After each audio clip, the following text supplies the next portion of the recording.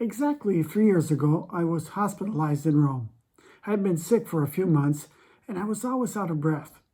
My doctor was following my situation and prescribed medicines and encouraged me to stay at home. He would tell me all the time, the last thing you want to do is go to the ER.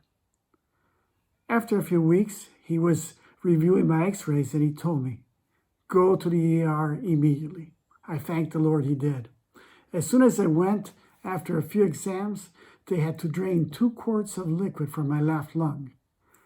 I was cared for with much attention, even though the structures are far from the ones we find in the U.S. During those days, Loredana, my wife, was overwhelmed with messages for me. Many were praying, and many of the messages had advice to find other doctors in other hospitals. Some encouraged me to return to the U.S. Others proposed the cures that they had received when they were sick. And some, I call them internet doctors, offered advice they found on the web. I knew everybody wanted to help me because they loved me. But at a certain point, I had to say, enough. I told Loredana, stop reading them. We are just going to trust the doctors here in the hospital and God who is overseeing everything. Today, 3 years later, I'm grateful to God for how he took care of me. The main doctor there was so kind and cared for me for almost 2 years, even after I left the hospital. God overall was very kind to me through all that. Today, we're inundated with opinions about the coronavirus. Wash your hands, stay at home, wear a mask, keep your social distance, and we try to follow the rules. But it's impossible to live these days without thinking of this invisible monster.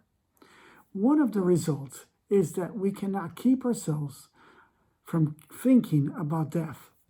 727, 760, 766, 681, 525, 636, 604.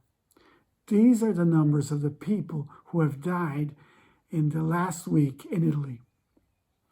We know that people die all the time, but we've never experienced before such a crude statistic broadcasted every day for one disease. When people were following Jesus, many had different opinions about him. One day, Jesus asked the disciples, who do people say that the Son of Man is? And they said, some say John the Baptist, others say Elijah, and others Jeremiah, or one of the prophets. He said to them, but who do you say that I am? Simon Peter replied, you are the Christ, the Son of the living God. Many followed Jesus because they were curious. Others hoped that he would help them. Others were looking for a leader who would free them from the Romans. But after some time, many left him because they were disappointed. The Apostle John writes, so Jesus said to the 12, do you want to go away as well? Simon Peter answered him, Lord, to whom shall we go? You have the words of eternal life, and we have believed and have come to know that you are the Holy One of God. Dear friends, COVID-19 has put us in front of the problem of death. We'll all wait for a cure and a vaccine. We all know that after they find it, people will continue to die because we're not going to become eternal. Where are you looking for words of eternal life? Are you sure of your eternal destiny? Are you ready? I'm totally sure that all those who are hospitalized right now that are infected by the virus are thinking about it. Are you sure you have an answer? Who are you trusting?